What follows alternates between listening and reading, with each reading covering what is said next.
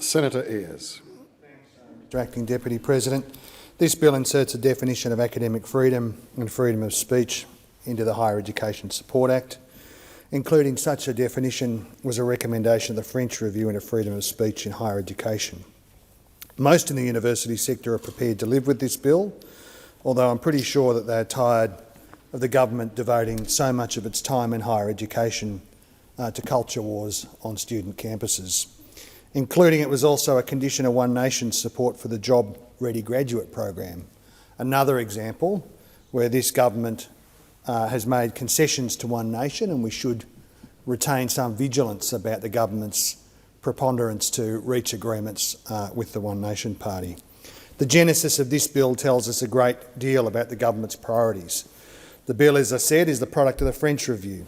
A great deal of time, attention and government resources has been spent responding to a single protest at the University of Sydney. In September 2018, Bettina Arndt was invited by the Sydney University Liberal Club for a talk entitled "Is there a rape campus on campuses? Is there a rape crisis on campuses?" It was part of her fake rape tour across university campuses. The talk was picketed by members of the Sydney University Women's Collective, an organisation that was founded before some of the senators in this place were born and has played a very good role at the University of Sydney advocating for women's rights. That exclusively women's picket of an organisational event, mostly of men, became violent and police were called. Ms Arndt has a history of extreme views on sexual assault and domestic violence. She's repeatedly downplayed domestic violence. She claims it's a myth and a feminist narrative. She's claimed that the high incidences of sexual assault and rape on university campuses is a fiction cooked up by Australian feminists. She's repeatedly lied about being a clinical psychologist. In 2005, Arndt discussed with convicted pedophile Robert Potter in an article in the Courier Mail, a scoutmaster who had molested 4 boys. She described Mr Potter as a good bloke, argued that such minor abuse rarely has lasting consequences. In 2017, Arndt interviewed a twice convicted pedophile on YouTube. 17-minute video with Mr Nicholas Bester, a teacher convicted of raping his former student. The title was "Feminists Persecute Disgraced Teacher." Ms Arndt accused the victim of sexually provocative behaviour. She said, "The question that remains for me is whether there is any room in this conversation for talking to young girls about behaving sensibly and not exploiting their seductive power to ruin the lives of men." That's what she said. The victim of that assault was Grace Tame, who is now the Australian of the Year. Most recently, Ms Arndt suggested that Rowan Baxter, who murdered his wife and 3 children in a suburban Brisbane street, might have been driven too far. It is quite reasonable that students who are concerned about the treatment of women in universities would object to those views being spread on their campus, particularly since only a year earlier a survey was released reporting that 25% of women in University of Sydney residential colleges had reported sexual harassment, an endemic culture of violence and harassment. Rather than being ashamed that a university branch of their own political party would be associated with such views, the Morrison government decided that it reflected a crisis of left-wing protesters shutting down speech on campuses. The then Minister, Mr Tehan, said, "We must ensure our universities are places that protect all free speech, even where what is being said may be unpopular or challenging." And so, retired High Court Justice French was appointed to lead a review of freedom of speech.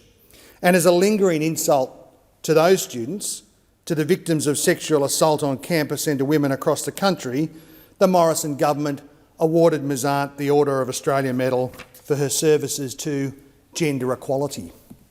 There is no crisis of freedom of speech on Australian university campuses. Those aren't my words. Robert French is very clear in his final report. He says, "From the available evidence, however, claims of a freedom of speech crisis on campuses are not substantiated. He then goes on to say, this review has been instigated in part because of a perception by some in government and by elements of the community of a restrictive approach to freedom of speech at Australian universities in its freestanding sense and as an aspect of academic freedom. That perception has developed as a response to a relatively small number of high-profile cases.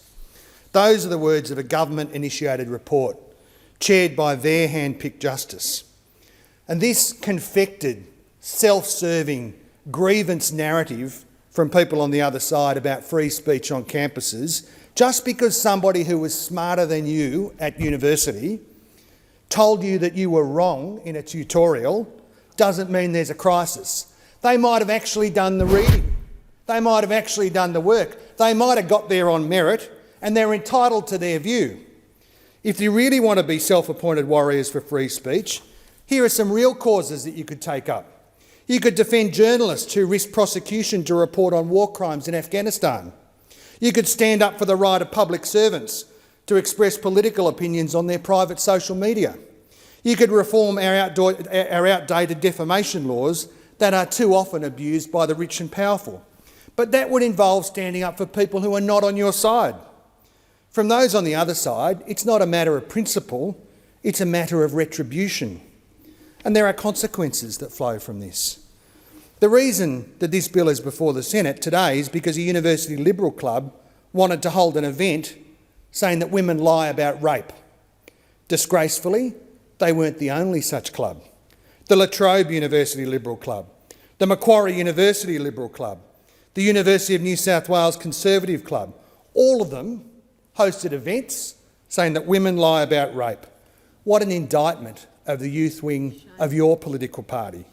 They tolerate those views in their university societies. If they reward those views with our highest civilian honours, then what message does that send to the young women who work here?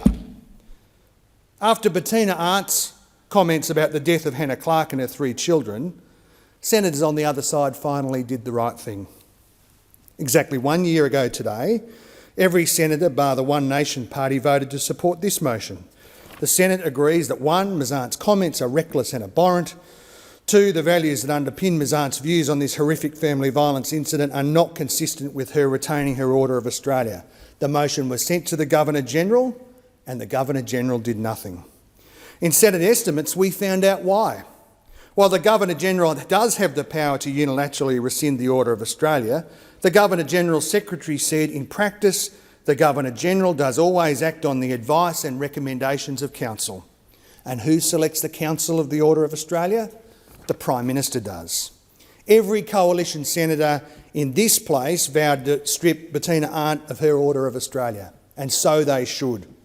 Bettina Arndt still has our highest civilian honour because the Prime Minister wouldn't pick up the telephone. Because as we've learnt from the last few weeks, the Prime Minister is all too happy to look away when it comes to matters of violence against women.